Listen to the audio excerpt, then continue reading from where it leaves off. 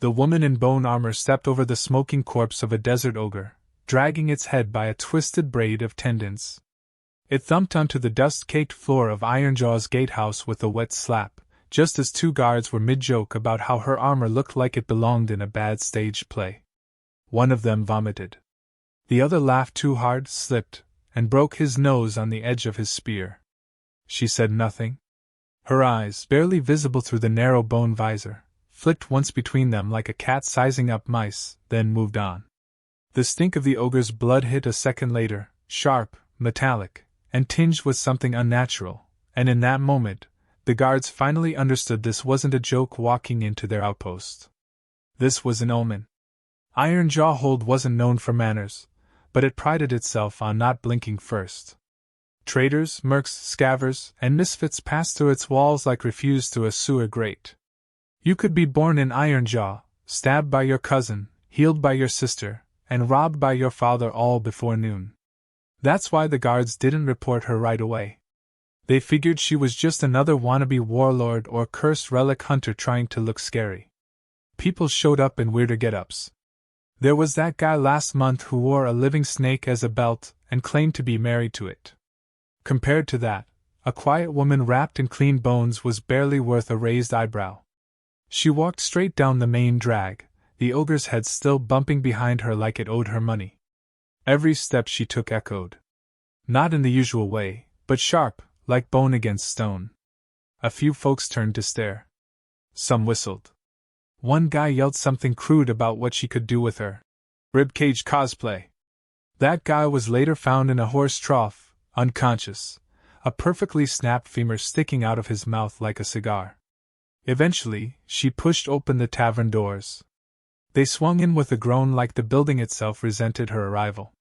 Inside was the usual stench of spilled ale, wood rot, and ambition gone sour. A bard was massacring a lute in the corner. Mercenaries shouted at each other over half-played dice games. Two bounty hunters were mid-argument over who actually decapitated a mutual target. And then she walked in, dragging silence behind her like a storm cloud. She sat at the bar and placed the coin pouch down with a sound that made the bartender wince. It was wet.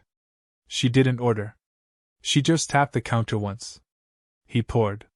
He didn't ask for specifics. It took exactly 3 minutes for someone to try and get clever. A drunk, wrapped in too many belts and not enough brains, swaggered over and slapped her helmet like he was knocking on a door. He made some joke about whether she was hiding a prettier face under there. She didn't respond. He reached for her visor. That's when his arm made a sound like a snapping tree branch and spun the wrong way. Before he even screamed, she was already turning back to her drink. The second guy was smarter. He came from behind, knife out, aiming low. She didn't even look. A sliver of her armor extended, literally extended, and caught him in the thigh. He hit the floor sobbing. She turned slightly, voice dry and gravel-worn. Another round. That's when people stopped laughing. By the time the captain of the guard showed up, half the tavern was silent and the other half was trying not to pee themselves. Captain Hedrick was a big man with a bigger ego, all gold teeth and loud threats. He shoved through the doors like he owned air itself, saw the damage, and decided this was the moment he'd cement his legacy.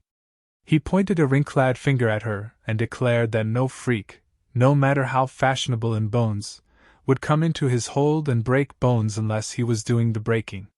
She looked at him the same way you'd look at an ant yelling at a boot. He challenged her to a duel. There was a brief murmur in the crowd, half cheer, half groan. Hedrick was known for his brutality. He'd killed 5 men in one day once, just to test a new sword. The other half of the room, the ones who'd seen her in action, looked at him like he'd just tried to punch a thunderstorm. She nodded once.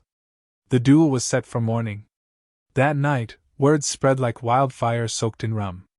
A woman in living bone armor had broken a drunk's arm, stabbed a would-be assassin without moving, and agreed to face Ironjaw's most sadistic bastard in open combat. Half the outpost placed bets. The other half packed bags. That same night, in a shack barely standing on the outskirts, an old scaver sat alone, whispering to himself. He'd seen armor like that before. Not exactly the same, but close, buried in the skull of a god-beast long dead, deep in the scorched wilds. He remembered the rumors. Armor made from the bones of Varric the Eater. Armor that chose its host. He drank himself unconscious trying to forget what it had done to the last person who wore it. Elsewhere, in the silent center of the outpost, the woman sat in a rented room. No bed, no lights. Just her and her armor. She didn't remove it. Not because she couldn't. Because she shouldn't. Bone whispered to her in the dark. The voices weren't words. They were memories. Screams. Laughter. Ancient rage. She sat perfectly still, one hand resting on the ogre's head like a house cat. Outside, the moon rose. The arena was being cleaned for the fight. Hedric's men sharpened blades, joked about what kind of noise she'd make when she died. The woman said nothing. She just waited. And somewhere in the bones, something old smiled. The morning broke like a hangover, loud, bright, and full of regret. The arena outside Ironjaw Hold pulsed with anticipation. A circle of jagged stone and rusted iron, it had seen everything from bear baiting to blood duels to two-headed goat races on Sundays. But nothing had stirred this kind of crowd in years. Word had spread far beyond the hold. Traders from the Dust Spines, bone merchants from the coast, and even a few robed creeps from the southern monastic cults had come to see the so-called Bone Woman face off against Ironjaw's infamous Captain Hedric. To most, it was a sure thing. Hedric had size, speed, and no sense of mercy. The woman, though creepy and certainly stylish in the skull's and tibia's aesthetic, was just one person. One person in an arena that had swallowed hundreds. The sun hadn't even crested when the drums began. Slow and deep, they echoed off stone and ribbed metal. The crowd gathered in tiers, yelling over each other, exchanging bets and snacks and theories. Some thought she was a demon. Others a witch. A few claimed she wasn't a woman at all, but a pile of bones animated by grief and ghost fire. But when she stepped into the ring, the silence was immediate. She walked calmly, no theatrics, dragging the ogre head behind her again like a grim mascot. Her armor gleamed in the early light, not polished, but pulsing. The bones had changed overnight. Thicker. Smoother. More connected, like it had grown into her. Then came Hedric. He didn't walk so much as stomp. Covered in steel plate, his chest bare to show off old battle scars and even older tattoos. He raised a blade as long as most men and flexed for the crowd. They cheered partly because they feared him, partly because that's what you do when death walks onto a stage grinning. He pointed the sword at her, muttered something about putting her bones to proper use, and then spat. She didn't react. A horn blared. The duel began. Hedric charged. No hesitation. He didn't dance or posture like some arena showman. He was a killer, and he came in hard, blade arcing for her head. She didn't block. She moved, just enough to let it whistle past. Her counter wasn't with a weapon. It was with her gauntlet. She caught his wrist mid-swing, twisted, and the crack echoed like a gunshot. The crowd gasped. Hedric stumbled, roaring, swinging again wildly. This time, she stepped into the blow and let it hit. The blade struck her ribs and bounced off with a spark. The bones absorbed it. He stepped back, confused now. That wasn't armor. That was alive. She lunged, not graceful, not flashy, but fast. Her fist, covered in fused vertebrae, caught him in the gut, lifting him off the ground. He hit the dirt hard, armor rattling. Before he could recover, she was on him. One foot on his chest, one hand around his throat. He grabbed at her, pulling a dagger from his boot, slashing wildly. It caught the edge of her armor and skidded like it had hit glass. She bent low, face inches from his. Then she growled something, just a word. One word in a language no one recognized. And she pulled. The sound was not something meant for human ears. It was wet, tearing, horrifying. She ripped him in half from the center out, not cleanly but like unzipping a particularly stubborn coat. His scream didn't finish. It ended mid-breath. The crowd went deathly still, followed by chaos. Half ran. A few vomited. One man dropped to his knees and began praying to whichever gods hadn't already abandoned them. She stood in the center of it all, holding each half of Hedrick like meat slabs. She dropped them beside the ogre head. 3 trophies. 3 warnings. And then something happened no one expected. The bones on her armor moved. They shifted, slithered, and reconfigured. The ribcage on her chest spread wide, then closed again. Her gauntlets formed claws, then fingers again. A long bony spine curved over her shoulder like a scorpion's tail, then withdrew. It wasn't armor. It was alive. It was becoming something more. The warlord of Ironjaw, a thick-necked brute named Mariv, came down from his viewing platform, flanked by guards and 2 spell-chained hounds. He tried to act calm, clapping slowly, pretending he hadn't nearly soiled himself. He called her impressive. He called her powerful. Then he called her his champion.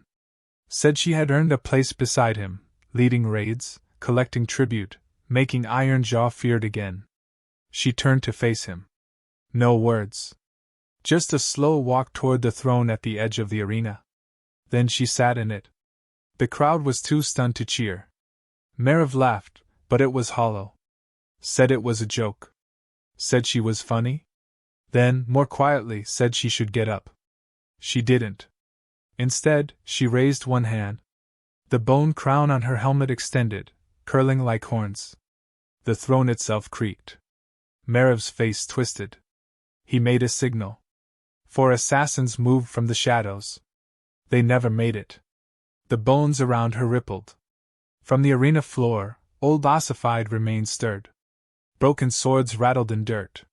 Skeletons that had been buried beneath the stone began to rise, not as full undead, but as shards, shields, blades, and spears. The assassins were torn apart before anyone could blink. One was impaled by what looked like a spine sharpened into a javelin. Another was swallowed by a wall of ribs that had fused midair. The guards didn't move. Neither did Mariv. He realized, far too late, that this wasn't his arena anymore. She stood from the throne, not in triumph, but in silence. One glance silenced even the murmurs. Then she turned and walked away. That night, the bones whispered louder. They spoke not just of blood, but of legacy. Of purpose. She stood by the arena, looking down at where the duel had ended. The ground was still stained. Still steaming. A fire mage missing both arms approached her later, wheezing and bowing. He called her general. Others followed, an archer with only one eye, a berserker whose muscles twitched from poison damage, a runaway monk who spoke to insects. They weren't soldiers. They were leftovers. She didn't reject them. She said only one thing. We take what they won't give. And the bones agreed. The desert winds howled like laughter from a dying god, ripping through Ironjaw's stone battlements, as if mocking the new order. Reika stood at the highest parapet, the bone armor still shifting occasionally around her like it was tasting the air. Below her, the outpost was no longer Ironjaw. The banners had been torn down, the old guard exiled, and those who had mocked her now worked at the lowest rung, cleaning blood from the stones they once ruled. But ruling wasn't her interest. Reika had no love for thrones or crowns. She claimed the seat only to break it. Power was a means, not an end. And now, something darker stirred in the horizon, something even the bones had begun to whisper about in fragments and growls. They came to her in 2s and 3s at first. Outcasts, cripples, former slaves, beasts in human skin. They brought weapons made from junk and prayers made from desperation. None were beautiful. Most smelled like regret and bad stew. But they were loyal. The woman they now called Bone General had done what none of them could. She had shattered Ironjaw's spine in a single day. Not with legions or politics, but with brutal, impossible force. That kind of act rewrote stories. And everyone broken in the world needed a new story to belong to. One of the first to join was a fire wielder named Marek, who had no arms, only charred stumps from the elbow down. He wore enchanted copper rings on the stumps, from which fire still licked when he got angry. He claimed he lost his arms saving children from a cursed forge. In truth, he'd burned down his own family during a nightmare he never woke from. Reika didn't care. She nodded once, and he stayed. Then came Wailel, a one-eyed scout who rode a two-headed sand lizard and only spoke in rhymes, most of which were terrible. Then Veka, a priestess turned berserker who had sewn the Book of Ashes into her own skin. Reika didn't lead them with speeches. She led by walking first into danger and letting them follow if they dared. It was Wailel who brought word of the alliance forming against them. The Ashen Priests, an order of bone-hating zealots who viewed her existence as blasphemy, had partnered with surviving Ironjaw loyalists and a nearby war clan called the Blackthorns. They promised to raise the hold and salt the ground where she stood. One of their champions, a man called the Brandfather, was said to be fused with molten armor and powered by the blood of sacrificed innocents. Marek grunted at the news and casually set a tree on fire by glaring at it. Reika simply nodded. But the bones whispered louder. They told her this wasn't a mere attack. It was a reckoning. She went down into the catacombs beneath the hold, where the old bones were buried, not just of men, but of things long dead and unnamed. The armor guided her. The further she went, the colder it became, though no wind stirred. The walls began to hum, and her skin prickled beneath the bone. She reached the pit. It was a chasm of pure darkness, lined with ancient, fossilized remnants of something massive. Horns like towers, ribs wide enough to walk through, fangs the size of ballistae. At the bottom, something pulsed faintly. The bones on her shifted faster, excited, almost childlike.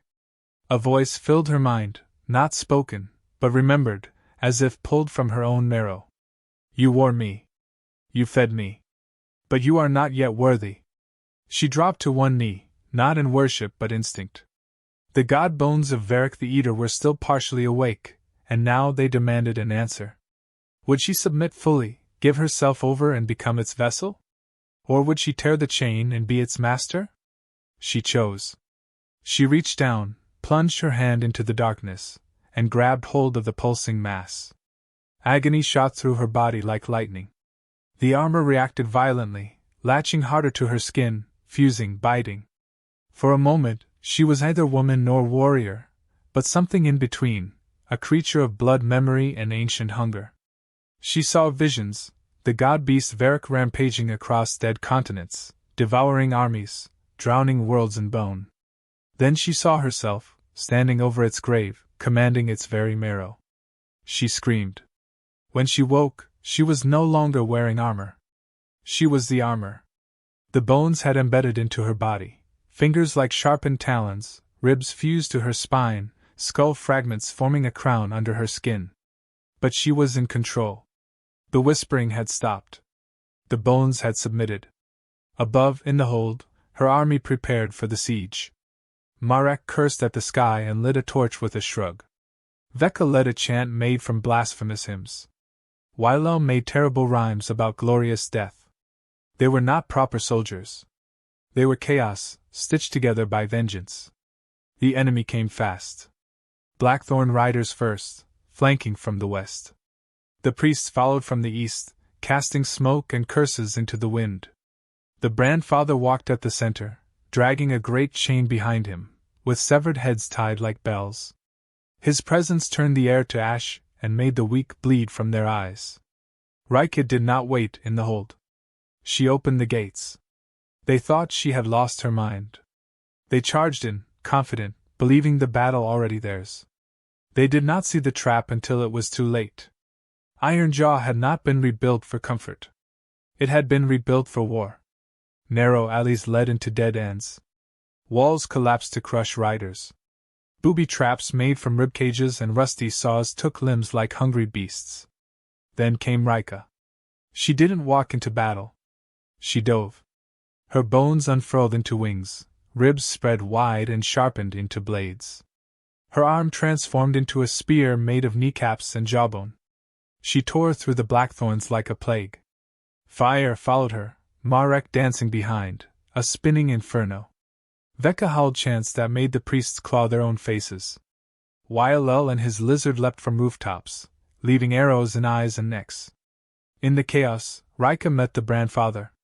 He was a mountain of molten steel and stitched flesh, his face a ruin of old scars and molten veins. He laughed when he saw her, called her a mistake. She didn't reply. She leapt at him. He caught her midair, slammed her to the ground, and cracked the earth. Her bones screamed with impact, the fusion inside her straining. But she grinned. She let him lift her again, then she drove her hand into his chest, ripping out the very heart the priests had enchanted. It beat once in her palm. Then she crushed it. This siege ended not with surrender but with silence. The priests tried to flee, but the bones would not let them. The ground itself rose against them, walls of skulls, rivers of femurs, jagged teeth growing from stone. When it was done, Ironjaw stood silent, soaked in ash and blood. Reika stood atop the broken gate, her army below cheering, laughing, crying. She looked at the horizon. The bones were silent now. But they were watching. The wind blew quieter after the siege, like even the desert needed time to process what had happened. Ironjaw, once the proud gate to the wastelands, now stood as a monument to what happened when you underestimated something ancient wearing a woman's skin. The walls had been reforged with scavenged steel and sun-bleached bones. The gates never closed anymore, not because of arrogance, but because no one dared approach uninvited. What remained of Reika's army had made camp in and around the hold. They didn't call themselves soldiers, only survivors with a purpose. Vecca had turned the old chapel into a sanctuary for the damned, filling it with candles that burned with purple fire. Wilo rode patrol on his two-headed lizard, writing terrible rhymes in blood on bandit corpses. Marek, the armless fire mage, had become something of a legend. Children whispered his name, adults flinched at his cackling laugh that always came before something burst into flames. And through it all, Reika said very little. She stood taller now, not just in posture, but in presence. The armor was no longer armor. It had become her, woven into her bones, fused with her nerves, breathing with her lungs. It pulsed under her skin when she was still too long, like it hungered for movement. She didn't fight it anymore. She'd won that battle deep beneath the hold, in the darkness where gods went to die. She didn't command the bones. She partnered with them. And in return, they gave her their strength. But even that strength had a cost. She slept less and less. Dreams came full of teeth and screaming skies. Sometimes she'd wake with fragments of old memories in her mouth that weren't hers. Other times, she'd wake to find the bones had reshaped slightly in her sleep, protecting her from imagined threats. She no longer feared the whispers. She feared what would happen if they stopped. The peace didn't last long. No one expected it to. The last of the Ashen priests had gone into hiding, licking their wounds, but they had not forgotten. Word reached Ironjaw that they had made contact with something worse, something not born of this world. A being known only in fragments, in dead languages and broken symbols. The Oath Unseen.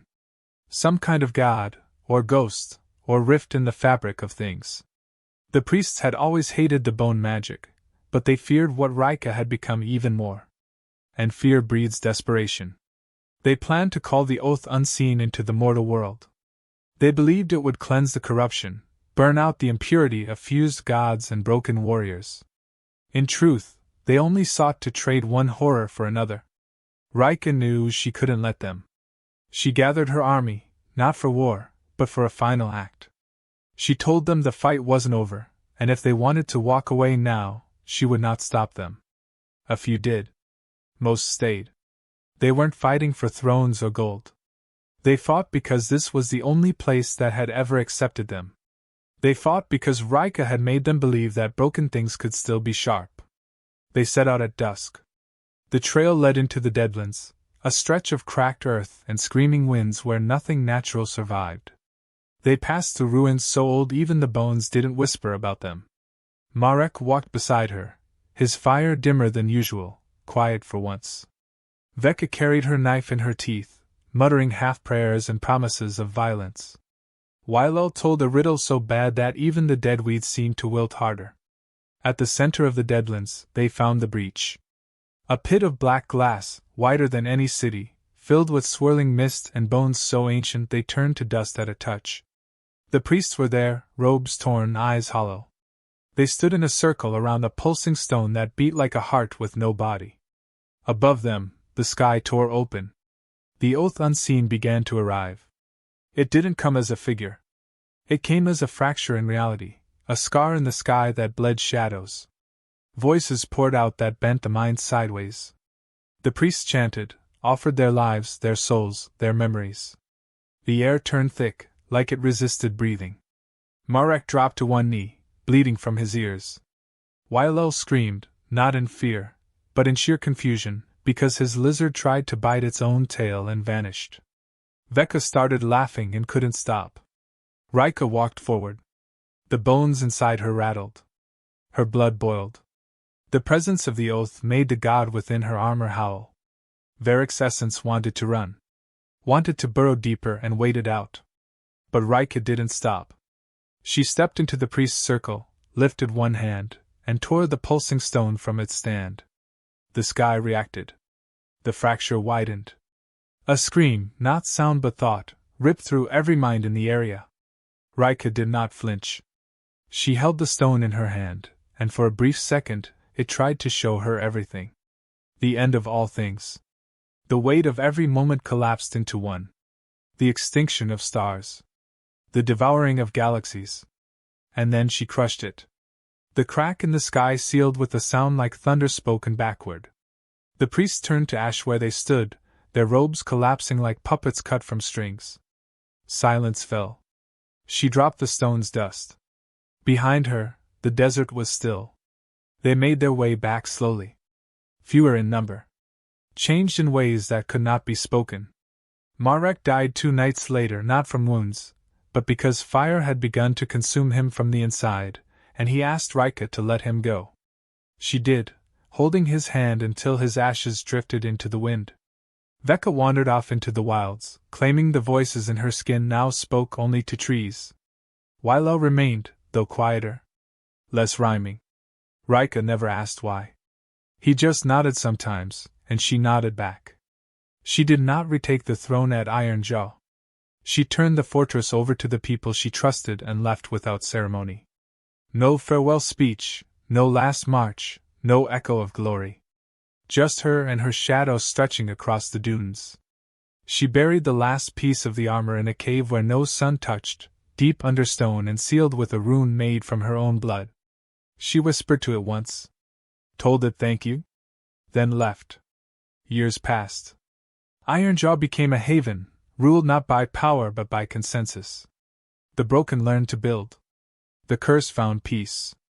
And in the deep desert, a child playing too far from camp found a shard of something strange, something old, something humming with forgotten strength. Far away, Reika sat under a dying tree, watching the sky. When the wind shifted, she smiled. Not again, she muttered. Unless I have to. The boy wasn't supposed to be that far from the settlement.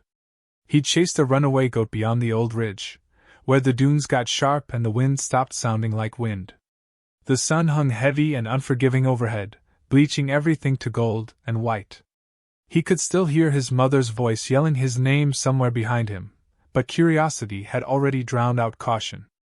That was when he found the bone shard, half buried in the sand like a tooth waiting to bite. It wasn't just a fragment. It was humming, not out loud, but in his fingertips. The hum wasn't a sound. It was a pull. He picked it up without thinking, brushing away the grit.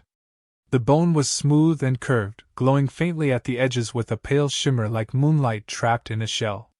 He didn't know what it was. He didn't care. It felt important. By the time his mother caught up, her voice hoarse and panic rising in her throat, he had already tucked the shard into his belt. He didn't tell her. Not because he meant to hide it. He just didn't have the words. That night, the shard whispered to him in his dreams. Across the desert, far beyond the boy's world, Reika woke with a start. The dreams had returned, full of bone and fire, of screaming stars and old names spoken backward. She hadn't had them in years. Not since she buried the last piece of the armor beneath stone, sealed with her own blood and pain. The wind outside her tent had gone still. Her camp was silent. No lizard chirps, no fire crackle, not even the rustling of sand snakes. Just silence. And the weight. The same weight she had felt in the pit, when Varric had stirred. She stepped out into the dark, barefoot, blades strapped loosely across her back. The bones weren't on her. Not anymore. But sometimes she still felt them just beneath her skin, like phantom limbs aching during storms. She looked toward the south, toward the deadlands, and knew before the wind shifted that something had cracked open again. Not by force. By invitation. She followed the silence. Back at the settlement, the boy had begun to change. Not outwardly. His mother still saw the same bright-eyed child who loved throwing rocks at frogs and telling stories to trees. But he had started drawing things he shouldn't know, creatures with too many eyes, swords made of teeth, a woman made entirely of armor who stood in the center of the world like a god refusing a throne. He called her the Bone Queen, though no one had taught him that name. And when he slept, he spoke in languages no one understood. The elders noticed. They muttered. They warned. They debated if it was time to send for help. But no one knew who to call. The wars were long over. The old enemies were dust. Reika had become a legend, maybe real, maybe not. Some claimed she had died. Others said she turned into the bones and vanished into the sky. The boy's drawings said otherwise. Reika arrived at the settlement 3 nights later. No horn had called her. No scout had sent word. But when she walked in through the open gate, the guards simply stepped aside, jaws tight with awe and fear. She looked older than the stories. Thinner. Her hair had gone silver in streaks, her eyes deeper than before. She still wore no armor, but the way she moved made you think she didn't need it. She didn't ask to see the boy. She just followed the humming. He was waiting for her outside his home, sitting cross-legged in the dirt, turning the shard over in his hands. When he saw her, he didn't run or hide. He stood and held it out like he'd been holding it for her all along. She didn't take it. She sat across from him in the dirt, and said nothing for a long while. The shard pulsed faintly between them. Her bones itched. She could feel Varric stirring in the distance, not as a god or a beast, but as a memory trying to crawl back into the world. The boy smiled, as if hearing something she couldn't. He told her the shard came to him. Said it sang? Said it knew her name before he did. Reika asked him what it wanted. The boy tilted his head and said it wanted to come home. That night she walked the perimeter of the camp, whispering to the earth, drawing a circle of old runes in the sand with a blade carved from her own nail. She placed stones at the corners, bones at the center, and blood on each.